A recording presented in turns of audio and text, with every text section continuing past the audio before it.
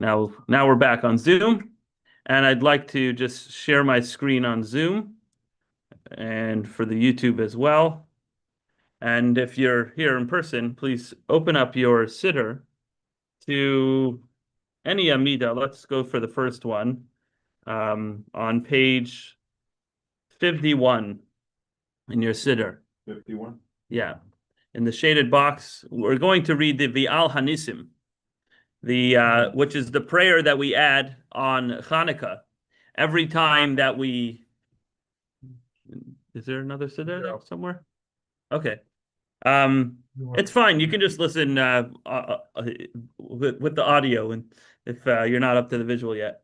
But besides for, of course, lighting the menorah every Hanukkah, every night of Hanukkah, we celebrate throughout the day. Now, what do we do throughout the day other than eating one donut the first day, two donuts the second day, and three donuts the third day, etc., until we pop?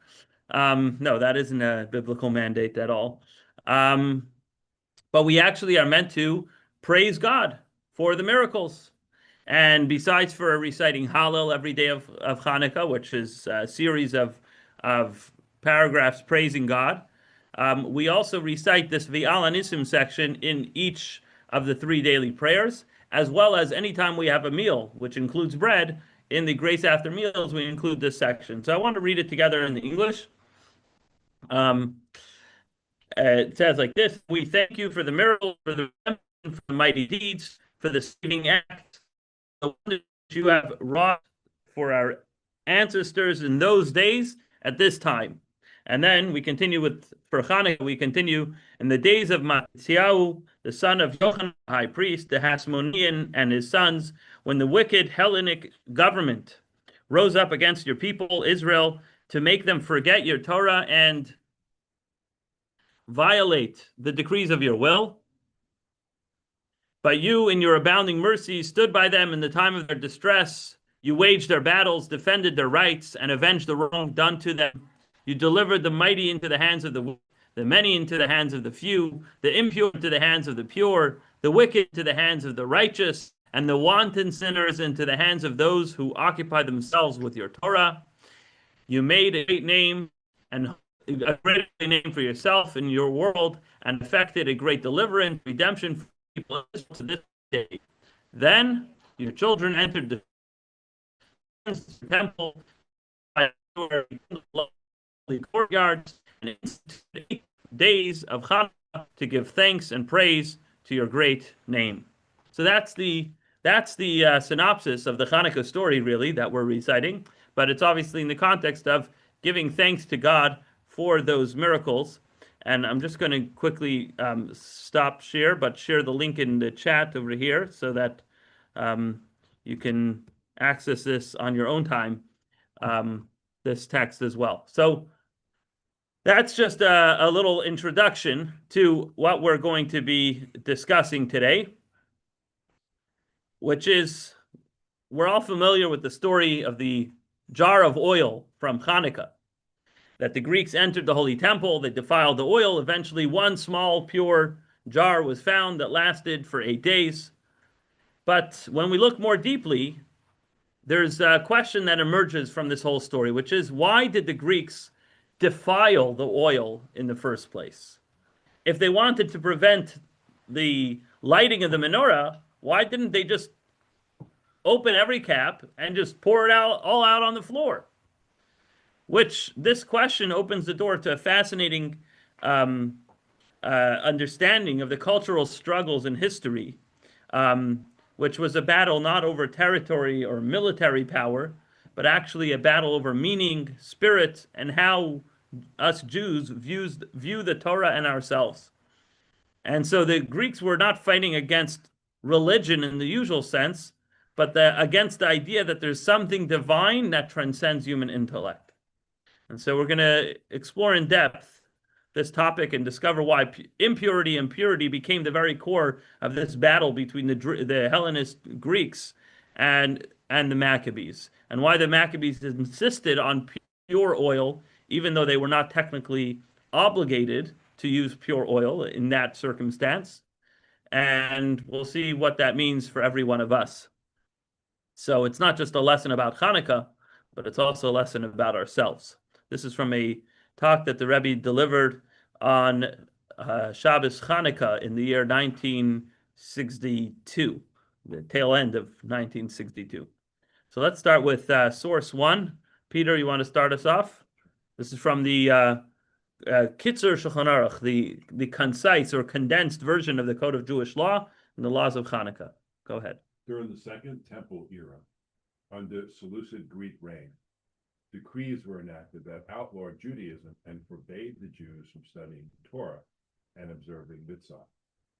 The Seleucid Greeks laid their hands on the Jews' possessions and their daughters and ransacked the sanctuary, defiling the pure.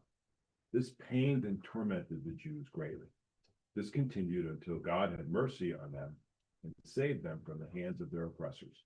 The Hasmodeans gained the upper hand, killed them, saving the Jews from their hands. They appointed a king from among the priests, and Jewish rule continued for another 200 years until the destruction of the Second Holy Temple. Okay, so let me give a little bit more background. This story took place about 2,200 years ago, in middle of the Second Temple era. We talk about the destruction of the temples, right? The first temple and second temple, which were destroyed. But this is smack in the middle of that 420-year era of the Second Temple. The temple was not destroyed entirely, but it was very much desecrated. So at that time, the land of Israel had already been under foreign rule for about 300 years since the destruction of the first temple. At times it was the Babylonians, then the Persians, and now it's the Seleucid Greeks, whose center of power was in Syria. So some would call them the Assyrian Greeks. So until this point, none of the conquerors of this region had really interfered with religious freedom in the land. So all that changed when King Antiochus the fourth ascended to the Seleucid throne in Syria, and he wanted to strengthen his rule, and therefore he demanded to impose a single culture across all the lands of his empire. And he felt that if everybody adopts the same culture, then nobody's going to rebel against him. And the demand was essentially the Hellenization of everybody under his empire.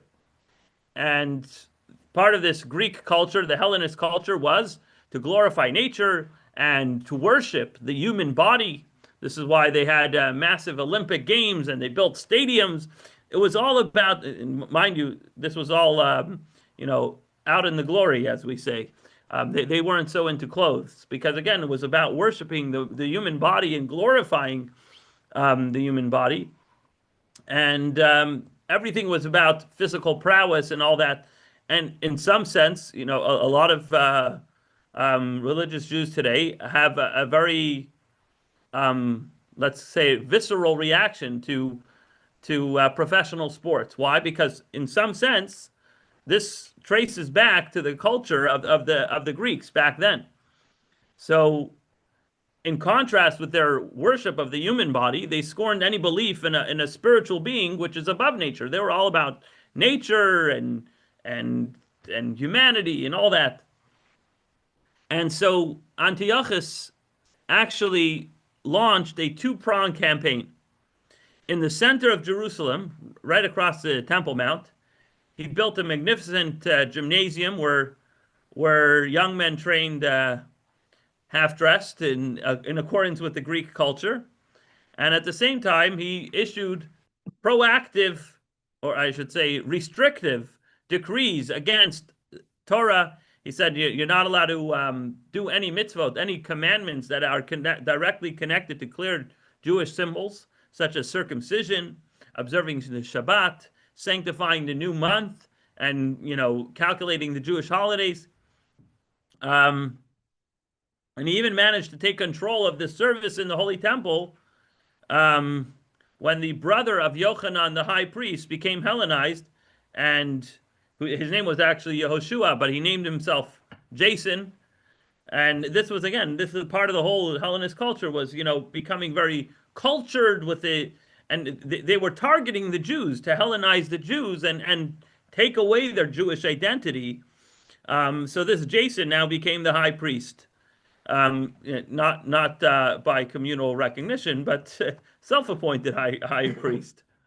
There was actually, unfortunately, lots of sad stories during the Second Temple era with people vying for the position of high priest, but that's a whole nother topic.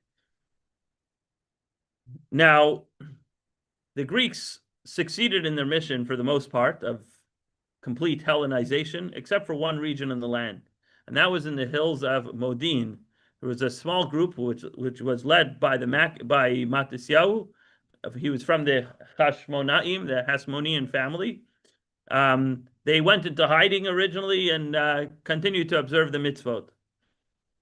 But when the Greeks went too far, the Hashmonaim decided that it was finally time to launch a war against this incredibly powerful army. And under the command of Judah, the son of Matisyahu, they began guerrilla warfare against the Greeks. And at night, they would emerge from the hills of Judea and strike the Greek forces. So, they started small and they had to be very strategic.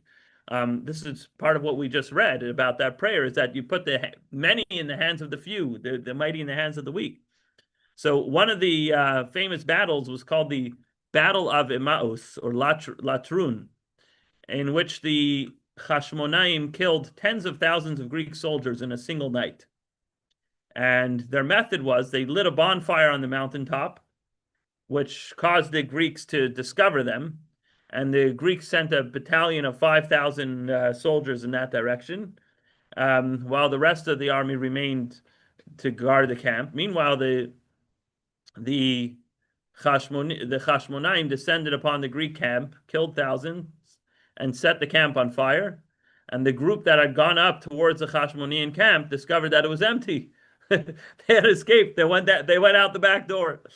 And obviously they came back to their own camp and saw that it was engulfed in flames, and they were panicked and they all scattered in all different directions.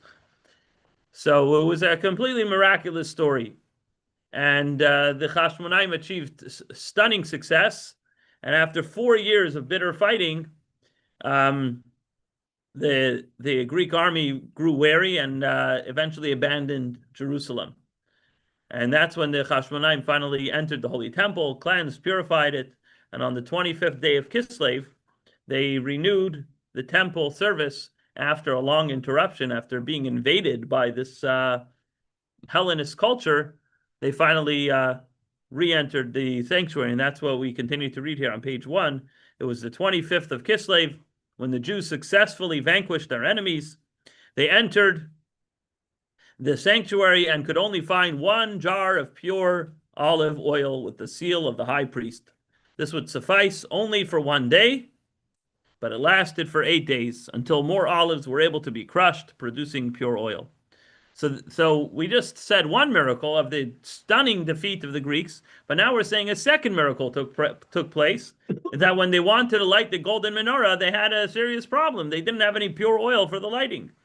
And after a lot of searching, they finally found 1 pure jar that was supposed to be enough for 1 night. I guess they had them custom made to the exact size of the 7 cups that they needed in the menorah. And sure enough, it didn't just burn for 1 night, it burned for 8 consecutive nights. Why is that number 8 significant? Because it took them 4 days to get to the settlement of Tekoa in the Galilee, which is where they procure new olive oil and then get back to Jerusalem and use that. So thus the sages of that generation established the 8 days, beginning on the 25th day of Kislev, as days of joy and praise. And in the evenings, we kindle lights at the entrances of our home to demonstrate and reveal the miracle. Okay? Notice that it's not just the lighting of the menorah, it's celebrating 8 days praising God for these miracles. Now, this is a quote from the Code of Jewish Law, which is written in the last few hundred years, but the source of the miracle of the oil is actually recorded in not Tractate Hanukkah. I don't think there is a Tractate Hanukkah, but there is there? No, now I'm second guessing myself. No, there is not a tractate Hanukkah, but at the end of chapter 2, I believe, of tractate Shabbos, since we're talking about the laws of lighting Shabbos candles, and then the Talmud is discussing, if you could only afford money for one thing and not the other, should you buy Hanukkah candles or Shabbos candles? And ultimately, Shabbos candles is more important because it brings peace in the home. But as the Talmud tends to do, it goes off on a tangent, and it goes to discuss. Wait a second, what is Hanukkah? We're like, oh, let me tell you a story. So why don't you read some of that story for us right here? Yeah, Source 2. verse 2. When the Greeks entered the sanctuary, they defiled all the oil there. When the Hasmoneans overpowered them and were victorious, they found only one jar of oil with the high priest's seal, enough to burn for just one day. A miracle happened and it lasted 8 days. Okay, so let's understand the importance of ritual purity in Jewish life, which has always played an essential role and influenced both the service in the Holy Temple and daily life and social identity. So first of all, access to the Holy Temple, which is a place where the divine presence rested, which had a very high level of sanctity, and therefore the highest level of ritual purity was required for entry. And so anyone who wanted to enter Temple Mount or the precincts of the temple had to undergo a process of purification. Just a second. Then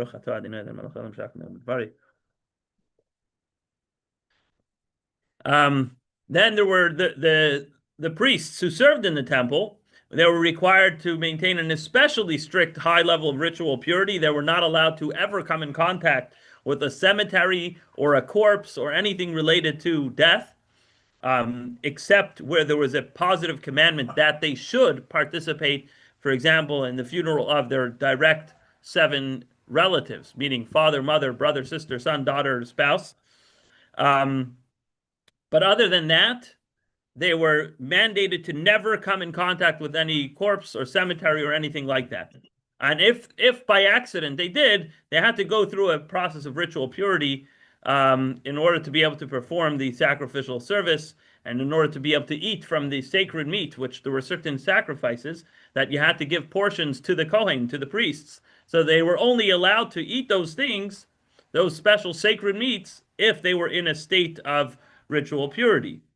And that's why if you look throughout Israel, even on Masada, there's a mikvah up there. There's if you take a tour around Temple Mount, you'll see at least when we went, the tour guide pointed it out where there's areas you can see there's like baths along the steps leading up to the Temple Mount, because these were mikvahs that were to allow people to purify themselves ritually in order to be able to enter Temple Mount. So we see this whole concept of ritual purity is something that goes back even scientifically. You can prove that there's leftover artifacts showing the observance of mikvah and ritual purity. So it's a very, very important thing in Jewish culture and Jewish law. So along with the personal state of ritual purity, also the items used in the Holy Temple had to maintain a certain level of purity, including the oil that was used to light the menorah had to be ritually pure.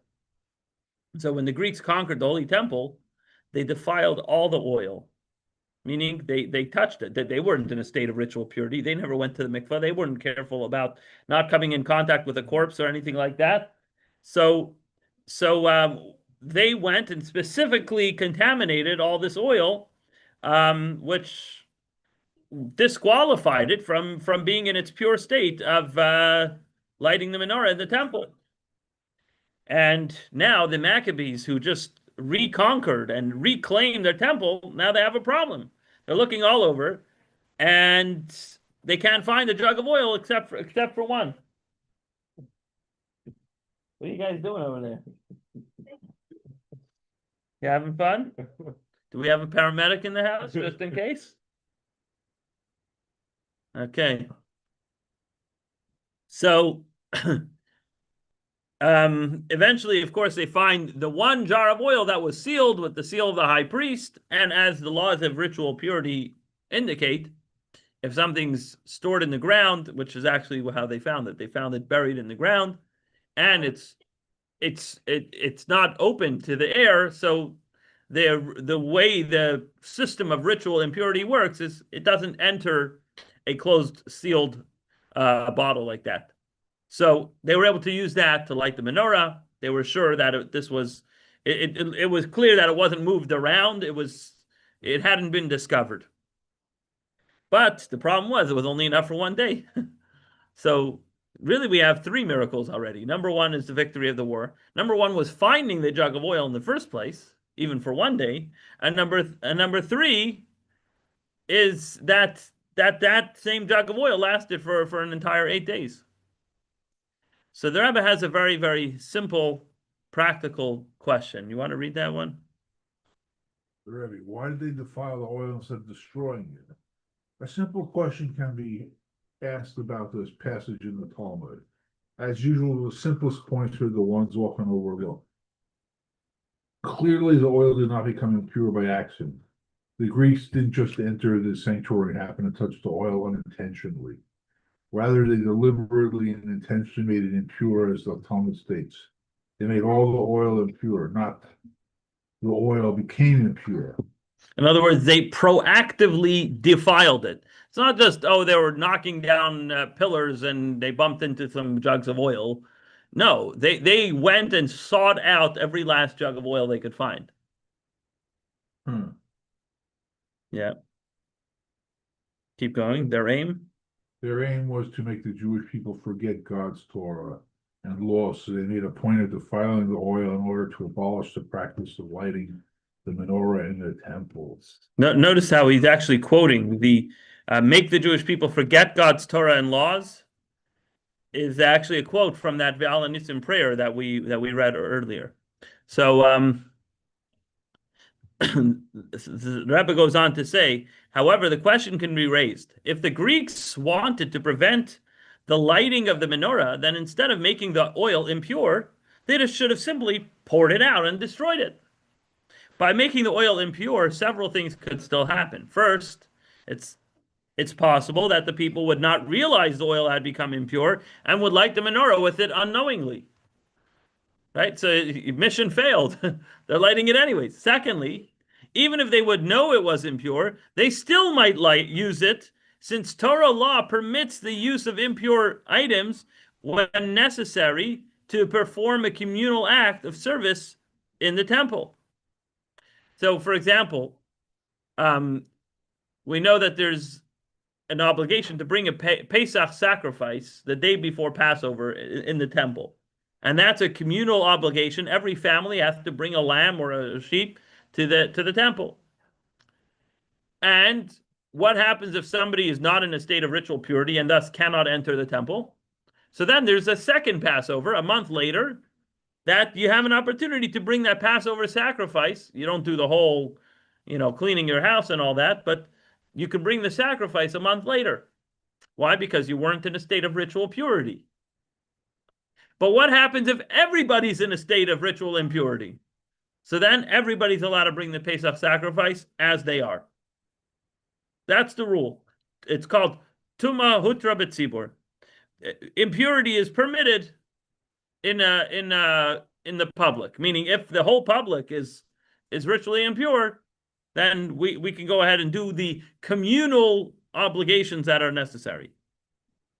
So, given that precedent, if the olive oil available is all impure olive oil, then it should follow the same rule that you can just light the menorah with impure olive oil.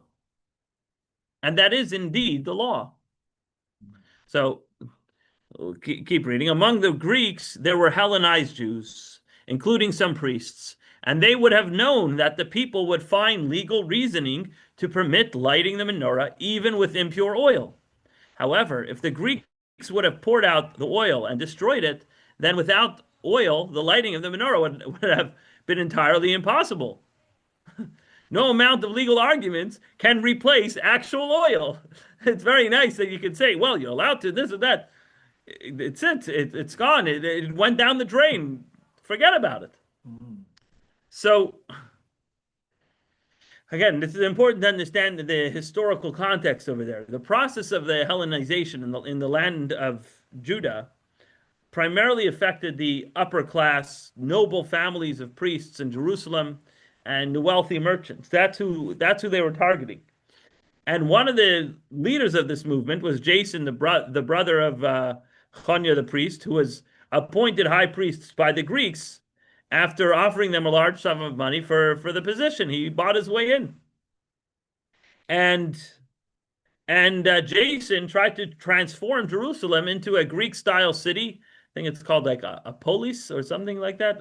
I don't know, whatever. He tried to transform it into like a Greek cultural center, thereby granting its residents rights similar to those enjoyed by citizens of all the other Greek cities, and strengthening commerce, and really making it into, make Jerusalem Greek again, whatever they called it then.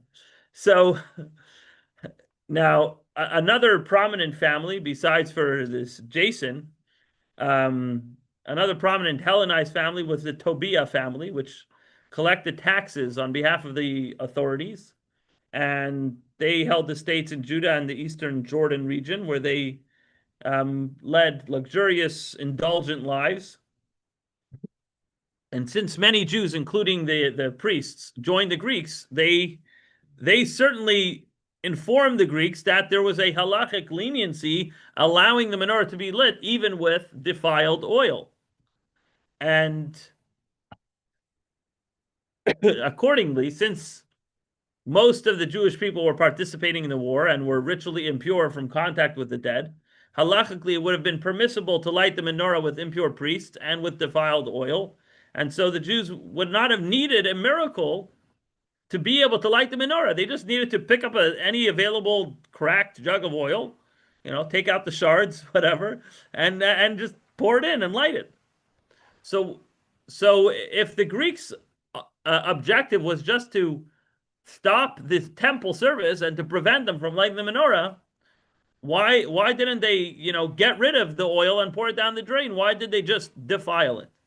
That's the driving question over here. And If they want to use it for something else. The Greeks wanted to use the oil? Yeah, possible. But they didn't take it with them. They left it there. They abandoned it. But they just made sure to unscrew the caps and or however they did it. But they made sure to defile it. That's the key point over here. Alita, are you up to reading on page 4? You want to read a section for us? Okay, can you tell me, let's see. Okay, here's page 4. Eradicate the Torah? Is that the place? One, yeah. Okay. Well, don't eradicate the Torah, but read us about that. Oh, of course. All right. The explanation lies in the following. The Greeks' intention was not to stop the lighting of the menorah in the temple altogether. Rather, they wanted the lighting to take place using oil they themselves had touched and made impure. That is why they made all the oil in the sanctuary impure. They placed it close to the menorah so that the people would not have to exert any effort and could light it immediately, but with impure oil. So they even offered room service. Yeah, gee. Why? To understand this, we must first explain the overall purpose of the Greek campaign to make the people forget the Torah and turn them away from God's commandments. The Greeks did not oppose the intellectual element of the Torah. In fact, it is noted in the Zohar that Greek philosophy is somewhat closer to the Torah than other philosophies. The Greeks were willing to accept the Torah as the best and most perfect book, as a deep system of philosophy, but they viewed it entirely as a human creation, just as their own deities were human constructs, projecting human qualities and flaws. As a human creation, it could and should be altered from time to time, reshaped to suit the spirit of the ruler or the culture of the age. In practical terms, this meant eliminating Shabbat, changing the sacrificial offerings, and similar measures. What Okay, the Greeks, oh, one second before you continue. What basically Greek culture, everybody talks about Greek reason, right? That's a big part of Greek philosophy is reason. Um, and so they said, yeah, the Torah is actually quite profound and reasonable, most of it, except for a few things, right? Look at the Constitution of the United States. Fabulous document, incredible, brilliant, made by humans. And so, because it's made by humans, we have something called amendments. Because the founders understood we're only human. We might make mistakes. We might not understand the context of future cultures in hundreds of years from now. So we have the ability with certain systems in place to create amendments. So the Greeks are like, yeah, Torah, Judaism, it's fantastic. I love the culture. Let's just make some amendments. They were just missing one key detail. The Torah is not human made. It's God made. You can keep reading, Alicia. okay. What the Greeks opposed was the idea that Torah and mitzvot were divine, that they were not just another form of wisdom and intellect like all the other branches of knowledge the Greeks pursued, not out of faith, but out of their natural appetite for intellectual achievement. They rejected the idea that the Torah is divine and the mitzvot are God's will. Torah's divinity is expressed most strongly in the decrees that are beyond human reason. More than anything else, these are the matters that express the distinct character of Judaism as a way of life defined by holiness and purity.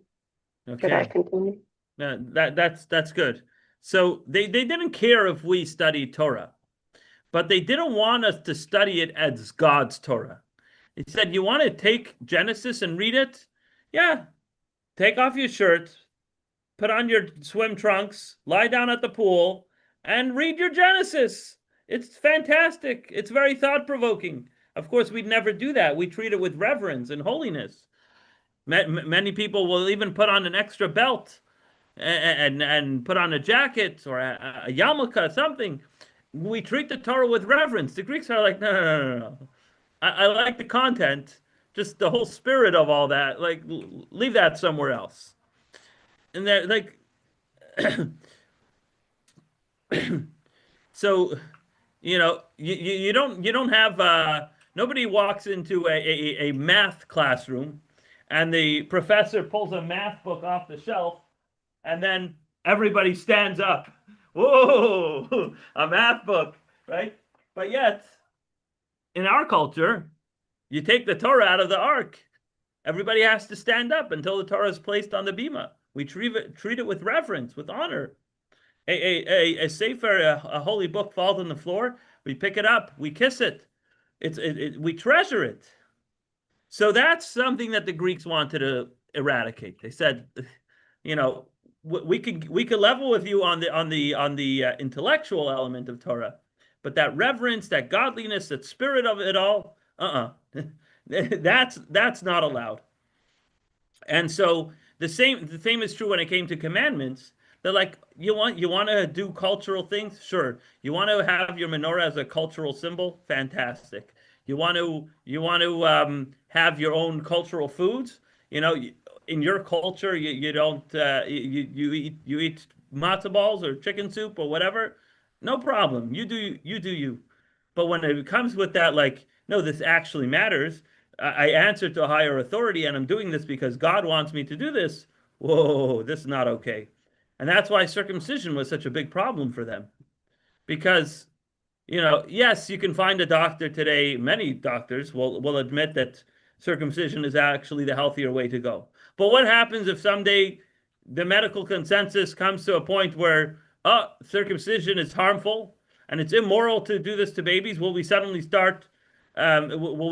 cease to circumcise our children? Absolutely not. And that's why many Jews in communist Russia went through great sacrifice to give their children a bris. And many a mohel traveled from basement to basement to be able to provide this important ritual to safeguard our tradition, not because it's healthy, not because of the aesthetics or whatever it might be, but because this is what God told us to do. And that's what the Greeks were against. That's why they said, no, you can't circumcise. Again, this also has to do with the fact that they worship the body. And so you have to, treat the body with reverence and build muscles, and, cutting off a piece of the body is totally antithetical to that whole philosophy. So that gives us a little bit of an insight into who they were and what they were battling. You can keep reading over here, Peter, on Sure. page 5, a battle of faith and reason. It follows that the Greeks' campaign was the clash between two worldviews. On one side stood belief in the oneness of God and in his Torah, which establishes a holy form of daily living, down to the smallest detail. On the other side stood the elevation of the human intellect to the level of an idol, insisting that everything must be judged by the standard of human reason. It is also why the Greeks made all of the oil impure. They opposed the entire concept of purity, which does not follow human logic. As Maimonides writes, it is clear and obvious that the laws of impurity and purity are a divine decree. They are not matters dictated by human intellect. They belong to the category of decrees. The Greeks argue that oil, which symbolizes wisdom and understanding, need not be pure, since purity is something that transcends intellect. Right? The whole concept of purity, impurity, like what's this spiritual thing? Like it's going to become it might catch germs. Like this is not germs. This is a spiritual thing. But because you're in the same building, you know that a Kohen, a priest, even till today, is not allowed to come in contact with the corpse unnecessarily. And again, unless it's one of their close family members or whatever. And that's why a Kohen, who's a rabbi, let's say, who is not allowed to visit people in the hospital. They have to find another rabbi to visit somebody in the hospital. Why? Because it's a place where it's likely to have dead people in the building, and they're not allowed to enter a building where there's a corpse.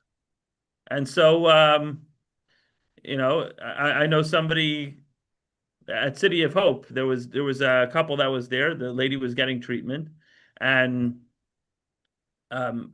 just for privacy's sake, I won't say where they're from, which city, but I know their rabbi, and he never came to visit them, even though he's less than an hour away from here. But he cannot visit them in the hospital because he's not allowed to walk into a hospital building. Obviously, if he needs for his own medical treatment, that's a different story. But to go visit somebody in a hospital building, it's not okay because he's entering the airspace, the roof of something that carries the spirit of impurity of the dead body. But some rabbis go. Rabbis are allowed to go. Rabbis are no different than human beings. We're just people. But he wasn't. A priest is not allowed to. A Kohen. So what I'm saying is the whole concept of purity and impurity makes no sense. It's not a scientific concept. It's a spiritual concept. And the Greeks were opposed to that. If you read source 3, you'll see the full text of Maimonides. It is clear and obvious that the laws of impurity and purity are a divine decree. They're not matters dictated by human intellect. They belong to the category of decrees. So too, immersion following ritual impurity is a decree, where impurity is not dirt or filth that is cleansed by water. Rather, it is a divine decree. Right. So that's why you can go to a bathhouse, you can go to a spa and go to the hot sauna and the dry sauna and the wet sauna and the cold plunge and the hot bath and this and that and scrub your feet from today to tomorrow. It's not a mikvah. It doesn't make you pure. A mikvah is specifically a body of rainwater, and there's specific laws related to that. And you know what? The ocean is a mikvah too. And the ocean isn't exactly the cleanest water all the time. But yet, that's a kosher mikvah. But spending 4 hours at the spa does not make you pure. Make that make sense. It doesn't. It's not meant to make sense. And that goes back to the story with the oil. Because why did the Hellenist Greeks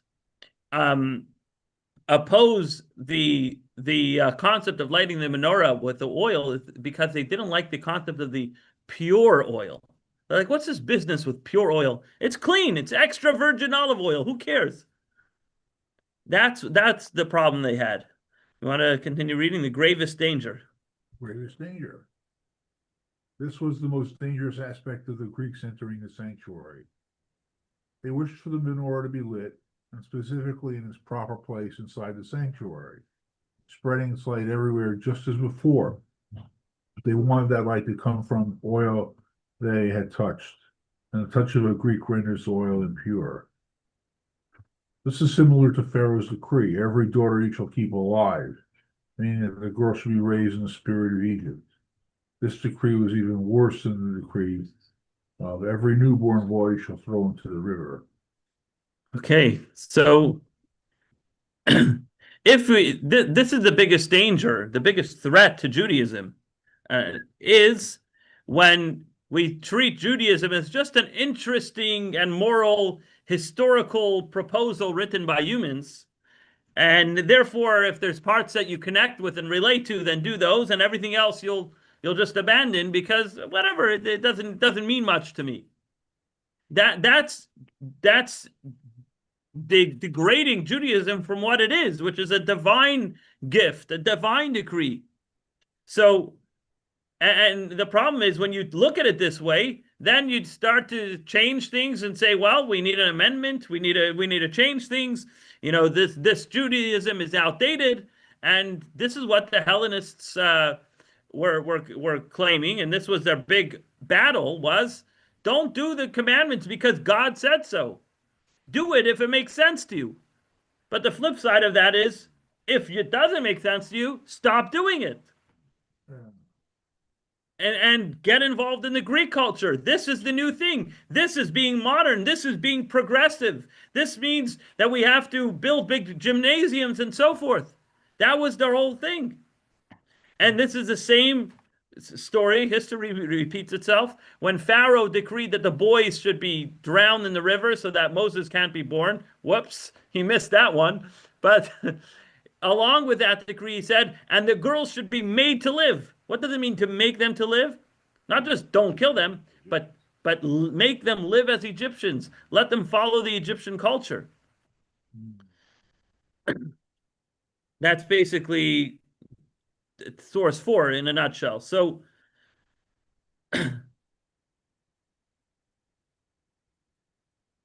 let's go to the next section. Page 8. What was the miracle for? Alethea, you want to read this one? Okay. This was the miracle of Hanukkah, that the Jewish people were able to light the menorah specifically with pure oil. At first glance, this is difficult to understand since the laws of impurity are set aside for communal temple service. If so, they could have lit the menorah with impure oil. Right. So if they could have done it technically, legally, meaning according to Jewish law, in that particular situation where everything's impure and everyone's impure, they could have lit it as is. So why did they spend so much time and energy insisting on using pure oil? Keep going. Okay. Only optimal pure oil. The reason is that the Talmud states that when there are both priests who are impure and priests who are pure within the same priestly family serving that day in the temple, everyone agrees that the pure ones perform the service while the impure ones should not. Okay, so what that means is that you have to make an effort to seek out ritually pure priests and do the communal sacrifice in a state of purity, even though in principle it might be permissible to do it in a state of impurity. So here we see a profound expression of self-sacrifice. The Maccabees who risked their lives to uphold God's commandments. Remember, they were in hiding. Their lives were being threatened, but they didn't want to compromise on anything less than the best. And out of their strong desire to perform the mitzvah in the most optimal and perfect way, they preferred to take a risk and use a single small jar of pure oil rather than tens of liters of readily available defiled oil. And because of that commitment, because of that dedication, they were rewarded with a miracle. God saw their devotion and saw that they had the sincere desire to fill his commandments in the optimal way, that he made this miracle where it lasted for 8 days. You want to continue, therefore? Okay, therefore, although in principle they could have kindled the menorah with impure oil in order to demonstrate how cherished the Jewish people are, God performed a miracle so that they could fulfill the commandment in the optimal manner, which requires pure oil. This was accomplished when they found a single jar of oil with the seal of the high priest, and a miracle occurred, allowing them to light from it for 8 days. So now we understand why they insisted on specifically pure oil. Number one, they wanted to do the mitzvah in the most beautiful way. They're like, we sacrificed our lives for years, 4 years, where we were in hiding and fighting and all this just to not give in to this whole thing. And so we're finally able to light the menorah. We want to do it in the best way possible. We're not gonna become victims of what they try to impose on us to light it in the less than ideal way. No, we want to do it in the most ideal way possible with pure olive oil, even if we're technically exempt from that obligation. But more importantly, there was a strong symbolism and a statement that had to be made that the Greeks left them plenty of available impure oil in order that they should do things in a less than way, in order to undermine this value of doing things because God said so, because impurity and purity are laws that only God understands. We don't understand these nuances and these differences, but we follow them because God said so. And that's something that the Maccabees were fighting against. They weren't just fighting a physical battle. Yay, the war is over. Mazel tov. Let's move on. No, it was a fundamental, deeper battle, which was a philosophical one, in that the Torah is God's Torah. The mitzvahs are God's commandments. And that's why we do them. So yeah, on Facebook and Instagram, they can take a selfie at the menorah and have a beautifully lit menorah, even with the impure oil. Nobody would know the difference. But that's not what it's about. It's about doing it for God. Now let's talk about the modern day Greeks, Peter. Just as it was in those days, so too it is at this time. This is a quote that we say in the blessings on the menorah and also in that prayer I showed you earlier. Regarding the Jewish people as a whole and each Jew as an individual, our connection and unity with God and his Torah can be affected by the Greeks entered, infiltrated by ideas and paths that are foreign and antithetical to the Jewish way of life. This is a very serious matter. As Maimonides writes, do not say that repentance applies only to transgressions involving action. Just as a person must turn away from such actions, so too must he guard against harmful ideas. And these sins are even more severe than those involving action. We must know that we possess within. So one second. So just to give some examples of what this Greek approach means in today's day and age, right? This is alive and well. This whole philosophy is alive and well today. That if you view Torah and mitzvahs as a human construct, then it's something that could be changed and modified and decided on based on what the necessities of today. So somebody can raise a question, as the Greeks did, about the observance of Shabbat. That was one of the few things they outlawed deliberately. Everything else they just said, hey, we prefer if you weren't so excited about this. But they deliberately outlawed circumcision. They deliberately outlawed Shabbat. And today's Greeks, meaning those who buy into that philosophy, will say the same thing. Oh yeah, I observe Shabbat. I don't go to work on Shabbat. Okay, but how's your Shabbat? What do you do on Shabbat? Well, I watch TV. I do this and that. And to me, the whole turning on a light, turning off a light, it doesn't feel like hard work. And so in my definition, in my subjective definition of what Shabbat might be, that doesn't feel like hard work. And so what does it matter You know, back then they had to bring two rocks together and they had to make a flame and they had to figure out how to keep the flame going. And it was a whole complicated procedure. Yeah, I understand. Back then you couldn't light fires on Shabbat. But today you flick a switch and you're done. Not even that. You say, hey, Alexa, turn on the lights, right? It's so easy. But no, not you. I wasn't talking to you. I was saying in theory. Hey, she can't get over herself. But so some people they look at Shabbat observance and say it's so outdated, it's so unnecessary. Why should we care about these details? But when we remember that it's God's Torah, it's God's commandments, it doesn't matter how easy or how hard it is to do certain things on Shabbat. If it's outlawed, it's outlawed. End of story. This is God's Torah. There are no Second Amendments, First Amendments, 27th Amendment. There are no amendments. This is God's Torah. Now, there are safeguards to the Torah. That's a whole other thing about adding stringencies to make sure that we don't come close to violating anything of the Torah, but we don't change the Torah.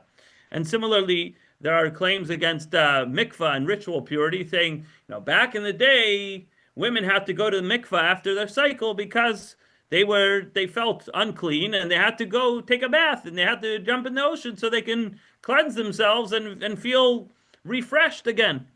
But nowadays, we have baths, showers, running water. Who needs this? And obviously, that's not the case. The fact of the matter is there are certain laws in place, and they don't necessarily make sense. And that is really the message of the Maccabees in this whole Hanukkah story, is that the Torah is the Torah of God.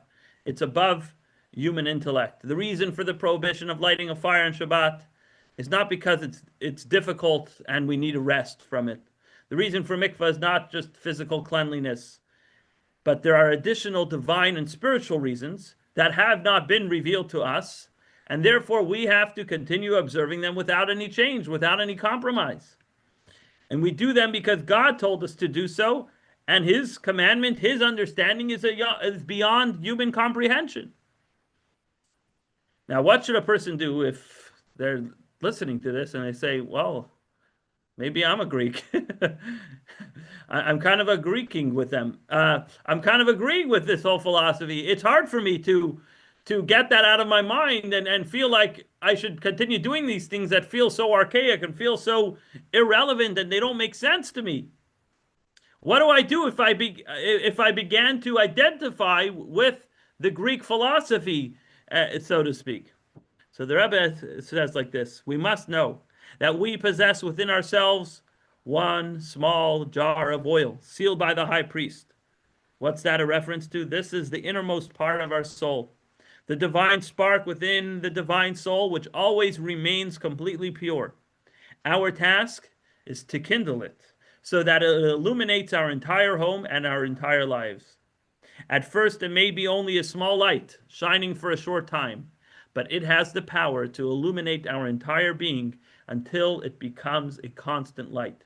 There's something inside ourselves that says, even though it's hard, I know this is right. I know that this is what God wants me to do. And yes, observing Shabbos means that I put a magnet on the light switch so that I don't accidentally forget to turn it on or off on Shabbat. Why? Because God said so, and I feel right, and my soul is telling me that this is right for me. But it doesn't stop with ourselves. The Rebbe says we have to influence another person as well. This applies not only to ourselves, but also to our responsibility towards others. Love your fellow as yourself. That doesn't just mean love them. If you have lunch, feed them lunch. If they're hungry, make sure they're no longer hungry. If they're poor, make sure they come out of poverty. But loving others as yourself means spiritually as well. We have to, if somebody next to us is lacking, we have to help them. We must not give up on even a single Jew. We must help kindle the pure and holy light within them. Even if it seems that it can shine for only a single day, even that is worthwhile. Moreover, this light will grow stronger day by day until it illuminates their entire life. So in other words, you want to help another Jew be more observant, be more connected to their Judaism. It starts with one light. And that means, let's speak practical. Hanukkah is in 4.5 days, Sunday night. And that means that you have the ability, that means you and you and you and anyone else who might be listening on the internet, to take a menorah with candles. They're available if you're local, they're available here free of charge. And find a Jewish neighbor or friend and say, here, light this. Well, I'm not religious. It doesn't matter. Do it for me. Do it for whatever. Why? Because when you do that one act, you're tapping into that pure jug of oil that's within yourself. And when you help somebody else do that, you're helping them tap into their pure jug of oil that's within themselves. And that pure jug of oil, that singular jug, that little spark is miraculous, and it'll last for 8 days, 80 days, and ultimately together will bring the coming of Mashiach, when the temple will be rebuilt and we'll have the menorah in the Holy Temple in its original glory, and better, even better than that. So want to wish everybody a happy Hanukkah, a meaningful Hanukkah, and a spiritual Hanukkah, and may the message of Hanukkah, which is to remember that every single commandment we do because this connects us to God Almighty. And that's the ultimate reason we do it. Of course, it's good to do it with excitement and passion, and it should feel meaningful, and there should be a message in every act that we do. Of course, that's nice. But ultimately, let's take that determination of the Maccabees to fight that Greek culture of modernity, of progressing from the old Torah into some new age philosophy, but to instead hold on to our true values, which we have inside of us in that pure jug of oil,